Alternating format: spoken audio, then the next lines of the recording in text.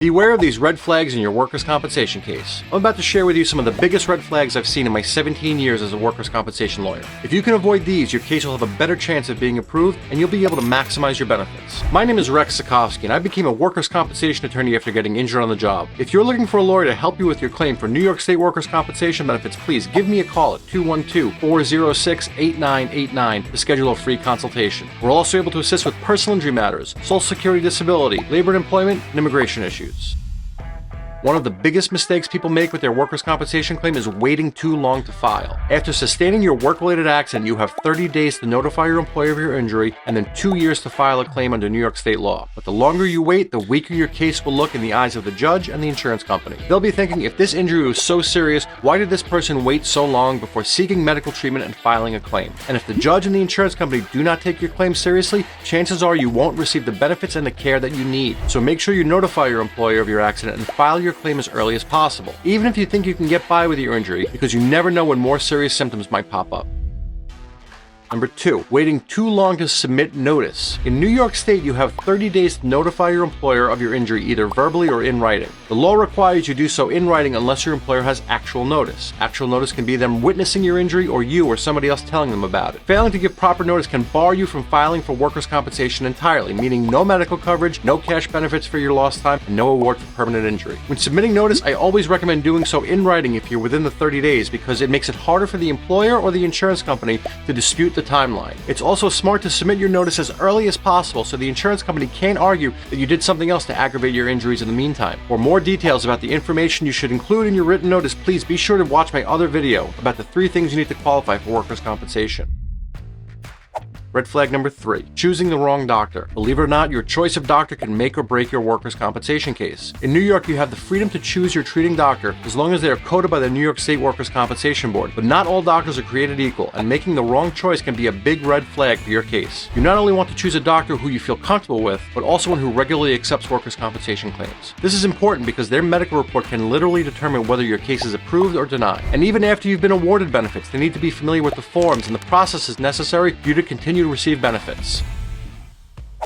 The next red flag I see all the time is poor communication with your treating doctors. If you don't tell your medical providers how you got injured or that the injury was work-related, it could result in your claim being denied. Please be specific with your doctors. Tell them exactly how you got hurt and all the body parts that you injured. It's also important for you to be clear about the details surrounding your injury and any symptoms you're experiencing, no matter how small they might be. Insurance companies use medical records to justify denying benefits all the time. And if you try to claim an injury that didn't show up in your medical records until months after it supposedly happened, it won't look good for your case. You also want to be sure to share any prior injuries, accidents, or other workers' compensation claims with your doctor. Failure to do so can be considered insurance fraud and even carry criminal penalties, so it's best to just be honest and upfront with your medical providers.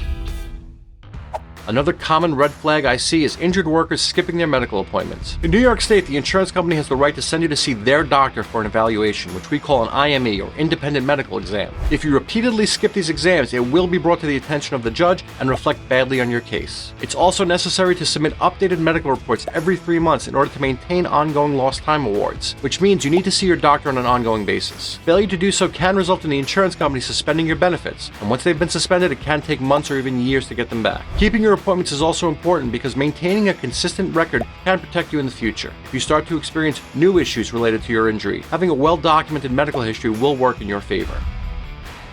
Red flag number 6, taking the first offer. Most workers' compensation cases end in a settlement between the injured worker and the insurance company. And the insurance company has a team of lawyers trained to minimize your settlement value. They know that most people don't have legal experience and are likely to accept the first offer that they make. But chances are your claim is more valuable than that initial offer, and you might be entitled to more money if you push back and force them to negotiate. This is where having a lawyer can be crucial because they know how the system works and can negotiate a significantly larger settlement than you would otherwise get on your own. To learn more about the settlement process and how to get the most money when settling your claim, watch my other video on settling your workers' compensation case.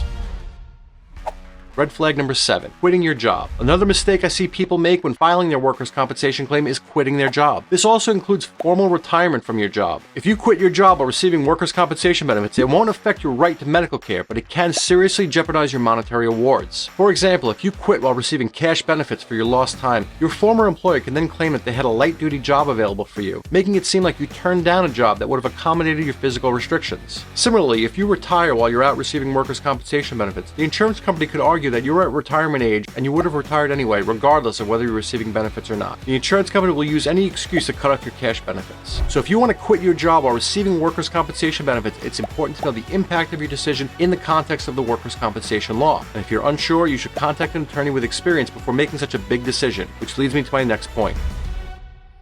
Probably the biggest red flag in a workers' compensation claim is trying to go it alone. A lot of injured workers think filing a claim is a simple thing and try to do it by themselves, only to have it drag on for months before realizing that they're in over their heads. But by that point, they've already made a lot of the mistakes that we've already discussed, including things that cannot be undone, like providing damaging statements to the insurance company or the judge. When they do finally reach out to a workers' compensation attorney, it's often too late for their case to change course. While this is the biggest mistake people make, it's also the easiest one to avoid because talking with a lawyer costs nothing and is completely confidential. Not to mention that working with a lawyer on your claim will get you more money than if you try to go at it alone. So if you or a loved one have been injured on the job here in New York State and you'd like a free consultation with an experienced attorney who will fight for what you deserve, please give me a call at 212-406-8989. And if this is your first time on my channel, please be sure to subscribe and turn on your notifications for the most up-to-date videos on filing for New York State workers' compensation benefits. We are your one-stop shop for everything you need to know when it comes to successfully filing for and maximizing your claim. So click here to watch the video next, and I'll see you there.